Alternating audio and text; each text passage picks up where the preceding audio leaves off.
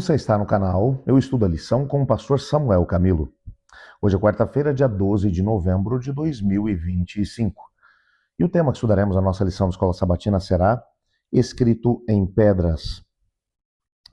O texto que tem nos acompanhado durante toda a semana encontra-se em Mateus 6, verso 33, que diz assim: Mas busque em primeiro lugar o reino de Deus e a sua justiça, e todas essas coisas lhe serão acrescentadas. Quando, de alguma forma, Abrão estava entrando na terra de Canaã, quando finalmente havia aceitado o chamado de Deus e, de alguma forma, havia estabelecido a sua fé na promessa do Senhor. E ele demorou algum tempo para que isso pudesse acontecer, porque Deus o chamou primeiro. Ele sai de Ur dos Caldeus, vai junto com seu pai e com a sua família até a cidade de Harã, onde ele se estabelece durante 2 anos. Depois de 2 anos, o seu pai morre e então ele vai descer para a terra de Canaã.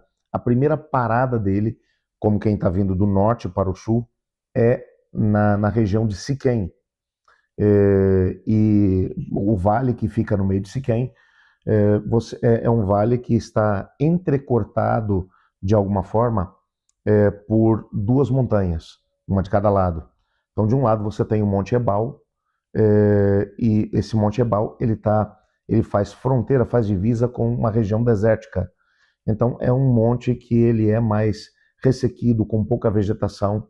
Do outro lado você tem o Monte Gerizim. O Monte Gerizim é um monte onde ele faz, na verdade, divisa com ou recebe a influência do mar Mediterrâneo.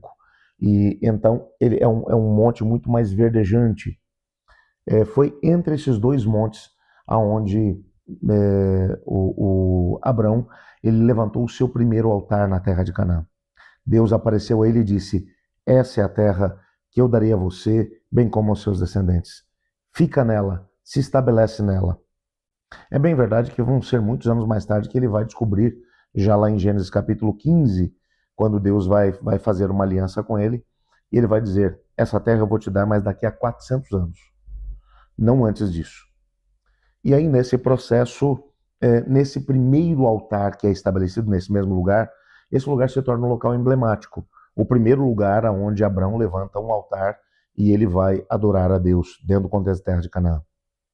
Deus havia dito, através de Moisés, que Josué, depois que entrasse na terra e que fizesse as suas conquistas, que ele ia estabelecer um caminho de conquistas até essa região. Estamos falando especificamente do monte, ou daquela região de Siquém, que ficava, o vale de Siquém, que ficava entre esses 2 montes, Monte Ebal e Monte Gerizim. Os príncipes das tribos seriam divididos em 2 grupos.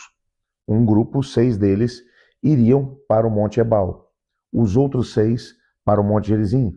O povo ficaria no meio, no vale. E então, do Monte Ebal, os 6 príncipes leriam as maldições da aliança. E os outros 6 príncipes do lado do Monte Gerizim leriam as bênçãos da aliança, que estão registradas lá no livro de Deuteronômio. E o povo no meio, ao ouvir as maldições e as bênçãos da aliança, entenderiam que, dependendo da postura que eles tomassem, agora, no contexto da terra da aliança, da terra da promessa, se eles fossem fiéis à aliança, então eles receberiam as bênçãos da aliança como consequência disso. Se eles quebrassem a aliança, eles receberiam as maldições da aliança. Essas bênçãos e maldições não eram encantamentos ou algum tipo de magia que Deus ia colocar sobre eles. Não, o que Deus estava dizendo é o seguinte: existem consequências baseadas nas nossas escolhas. Se escolhermos viver com Deus, se escolhermos continuar vivendo com Ele, como aliás eles tinham feito desde que tinham entrado na terra de Canaã, eles tinham feito aliança com o Senhor através da circuncisão, eles tinham vivido a experiência da Páscoa, adorando a Deus o Senhor e relembrando as vitórias do passado. Eles tinham levantado altares especiais a Deus e do lado do altar colocado uma pedra memorial com os mandamentos do Senhor.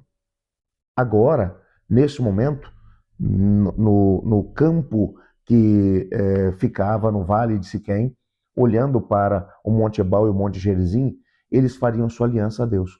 O que Deus estava dizendo para eles é o seguinte: vocês são livres para poder escolher o caminho que vocês vão trilhar. Mas saibam que cada escolha que vocês fizerem vai trazer após si as suas consequências. As bênçãos e maldições da aliança são, na verdade, o desdobramento daquilo que são as escolhas que eles deveriam fazer. Deus sabia que no decorrer das gerações que se seguiriam à geração deles, que surgiriam gerações que quebrariam a aliança de Deus. Quando você vai olhar para o livro de Juízes, que é o que vem logo na sequência, depois da morte daquela geração de Josué, o povo ainda permanece fiel a Deus por algumas gerações por causa da influência daquela geração que se comprometeu com Deus. Quando você vai olhar aquilo que a gente estudou durante essa semana, as posturas que eles foram tomando fizeram com que eles se solidificassem na sua aliança com Deus. Mas algumas gerações depois, o povo já não tinha mais essa mesma firmeza. E começaram a se afastar do caminho do Senhor. E então vinham nações que invadiam o país, eles eram escravizados, empobreciam tremendamente, aí clamavam a Deus, refaziam aliança, celebravam a Páscoa, levantavam altares a Deus. Era o mesmo princípio. E então o Senhor Deus levantava um libertador que fazia com que eles fossem libertos daquela nação inimiga. Passava mais um tempo e eles se afastavam do Senhor. O que Deus estava dizendo é o seguinte: olha, está tudo explicado nos termos da aliança. Vocês são livres. Eu nunca vou obrigar vocês a quererem andar comigo e a travar as batalhas que vocês precisam travar comigo. Vocês são livres para seguir por outro caminho, mas saibam que andar sem a minha presença significa que vocês vão ver em maldição. As vitórias que vocês precisam alcançar, vocês só vão alcançar no meu poder. Não tem como fugir disso. Isso tem que fazer com que a gente pare para poder pensar na nossa própria história. Nós continuamos tendo lutas a travar. Talvez estou falando hoje para alguém que está lutando contra uma doença, que está vivendo problemas tremendos e não sabe como resolvê-los. Tem portas na sua vida que têm que ser abertas e elas continuam fechadas. Talvez estou falando para alguém que está orando por um marido, por uma esposa, por um filho, e que precisa que o Senhor Deus opere para poder restaurar algo que se quebrou. Deus pode fazer isso tudo. São batalhas que temos que travar, mas é o Senhor quem luta as batalhas. Nós somos chamados a ir com Ele, enquanto Ele vai seguindo o caminho. Uma das coisas que mais me impressionou no livro do Apocalipse é perceber a característica que João viu entre aqueles que foram salvos. Ele viu os salvos sob o mar de vidro. E uma das características que ele mencionou foi: esses são os que seguem o Cordeiro por onde quer que ele vá. Eles o seguiam na terra, continuam seguindo no céu. Seguir o Cordeiro pressupõe que ele vai à frente, é ele quem trava as batalhas. Já no capítulo 16, quando ele está falando sobre a última grande batalha a ser travada aqui na terra, ele vai dizer: e pelejarão contra o Cordeiro, mas o Cordeiro os vencerá, porque é o Rei dos Reis e o Senhor dos Senhores, e vencerão com ele aqueles que foram chamados, escolhidos e permaneceram fiéis. O que a Bíblia está dizendo para a gente? Nós continuaremos tendo batalhas a ser travadas até o momento em que a última for travada. E até a última batalha, a nossa história tem que ser a mesma. Quando alguém luta contra o povo de Deus, estão lutando, na verdade, contra Deus. Deus é quem luta as nossas batalhas, nós estamos junto com Ele. E se Ele vencer, nós também seremos vitoriosos. Mas para isso, temos que nos estabelecer junto com o Senhor e temos uma firme dependência dEle. Faça isso hoje, enquanto você ora comigo. Obrigado, Pai, por Tua palavra, por sabermos que as batalhas que temos a travar na nossa vida, elas não podem ser travadas por nós, tem que ser pelo Senhor. E nós queremos estar ao lado de Cristo Jesus. Queremos ter uma aliança firme com Ele. Queremos viver uma realidade onde nele encontraremos todas as respostas que buscamos. Por favor, esteja com essa pessoa que nesse momento ora comigo e que tem lutas e que precisa vencê-las. Peço que a vitória seja do Cordeiro e que a aliança que temos com Cristo faça com que essas vitórias também sejam nossas. Além dos pedidos que têm sido enviados para a nossa comunidade de oração, eu oro também pela irmã Edileuza. Pai, nós estamos orando para que nessa semana ela volte para casa. Estamos ainda aguardando a cura, que sabemos que o Senhor dará a ela. Mas continuamos clamando: Pai, opera para que o Teu nome seja glorificado através dela. Oramos em nome de Jesus. Amém. Obrigado por estar junto conosco. Obrigado por estudar a lição conosco. Eu quero te fazer alguns pedidos.